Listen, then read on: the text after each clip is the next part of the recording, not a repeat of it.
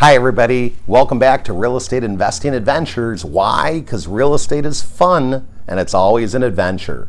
If you're a return guest, welcome back. If this is your first time joining me, welcome. Who the heck am I? My name's Jurek. I'm a real estate investor, but I travel all over the country working with people just like you, people that want to get started with real estate investing or take their real estate investing to the next level.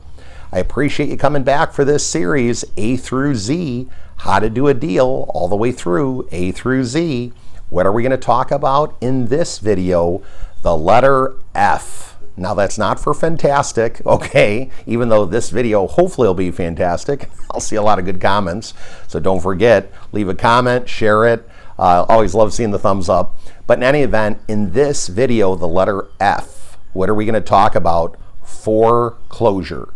Now, you might have heard a lot about foreclosures during the mortgage meltdown. What are foreclosures? How can you get them? How can you profit from them? What's involved with them? A foreclosure is also known as bank owned, meaning a bank owns it and they foreclosed upon it. A foreclosure can be foreclosed upon by a big bank, small bank, credit union, or a private individual.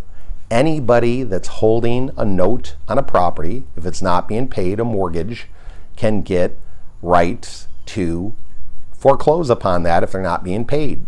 So as we look for real estate deals, foreclosures are a key that we should basically look for.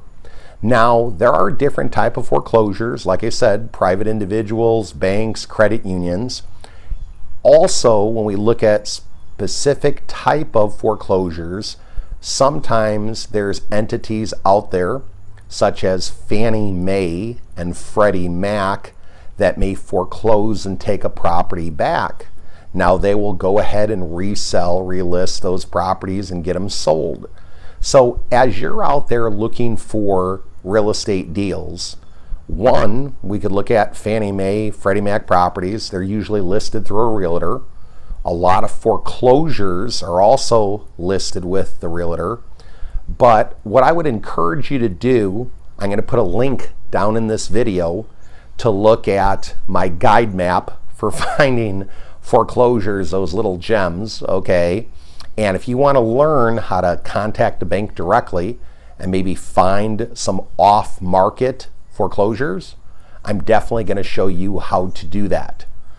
What I would also suggest to you, is there anything wrong with maybe calling credit unions or banks in your area?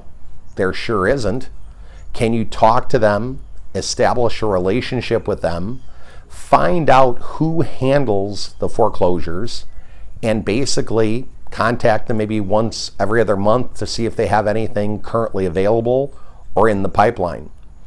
Often when we're looking for listings, sometimes we're looking for deals that might have a motivated seller and they're willing to take less. Often a bank could take less. It just depends on how motivated they are. But as we search, if we specialize a little bit and just look for foreclosures, could that be maybe our niche of what we're looking for, what we're finding? Now, with foreclosures, if you're out there doing wholesaling, okay, you cannot usually do an assignment on a foreclosure. You're going to have to do a same day, or also called a back-to-back or double close. That's okay. Just understand what you can and cannot do. If you're not sure of those terms, assignment, back-to-back, or double close, watch some of my other videos. I go into detail explaining what those strategies are. But as you're out there looking for deals, foreclosures can be a great option. Now, what I have noticed in my particular area and as I travel around the country, does it always guarantee you that because it's a foreclosure, you're going to be getting a great deal or it's listed at a fantastic price? Absolutely not. And why is that? Anybody can sell any property for whatever they want to sell it for. So anytime you're looking at a property, you have to have a good understanding of the area, the neighborhood, the type of property, and potentially what it's worth. I got to tell you, a lot of markets I've been in, I've seen banks and other individuals listing foreclosures, okay, for more than what the property is even worth fixed up. Not only is it a foreclosure and needs work, but they're trying to list it even greater than if it was already fixed up and move-in condition. So you have to know the market, you have to know the value, you have to know the potential worth of the property, the current current market value of the property, what it's worth in its current condition, as well as what could it be worth after you would do the repairs. What do we call that a lot? ARV, after repaired value. So often, if you can go through a property and determine what type of renovation or repairs it might need, that's going to help you determine maybe what to offer. Based on the price you get it for is also going to determine if you get a good deal or not. So for yourself, if you're trying to do a buy, fix, and flip, you got to buy it right. If you're looking at a rental property, you got to buy it right. If you're looking at doing wholesaling, which a lot of people are, you got to buy it right. What I would often say is, as you read through the listings, the picture, it may say bank owned, it may say foreclosure, or in the description, it may tell you that it's a bank owned foreclosure. Or when you contact realtors to get listings for a specific area, you could ask the realtor to focus on bank owned type of properties. Now, the other thing I'll go ahead and put in this video is a link to Fannie Mae, a link to Freddie Mac. Those are other types of foreclosures that you can focus on. Another F, focus, right? You gotta be focused, okay? And if you're focused on foreclosures and Fannie and Freddie, you might get fantastic deals, right? So you gotta have fun with it. That's another F, fun. Gotta have fun with this, right? So in any event, I'll put those links down here in the video. So if you wanna check it out, why is that helpful? Wouldn't it be nice to know Fannie Mae properties, okay, that are all throughout the country, and these are free websites, okay, that you're not gonna have to pay for them, all right? So that's a bonus just for you, right, okay? Now, Fannie Mae is often called home path. So if you've ever been driving around, somebody may say that, well, that's a Fannie Mae home, or that's a home path home, okay? Fannie Mae home path. And then Freddie Mac is known as home steps, just another name for it. So if you see a home steps home, home path home. The only caveat with these homes, okay, is normally they have, here comes another F, a first look period, okay? First look period means in order to put an offer in on these properties, you have to be an owner occupant and live in them. Often it could be 30 days or 2 to 3 weeks, but usually around 30-day period.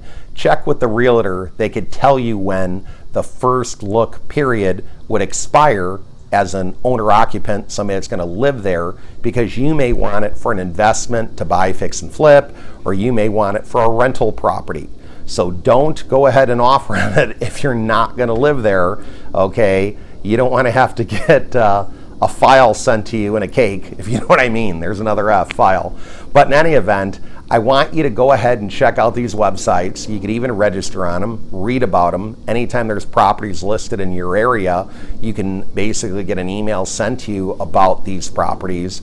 And what I would look at doing, can they be motivated like any other seller? They can be. Sometimes people might say, well, Joe, I don't have, good luck with foreclosures. I don't have good luck with Fannie Mae, or I don't have good luck with Freddie Mac.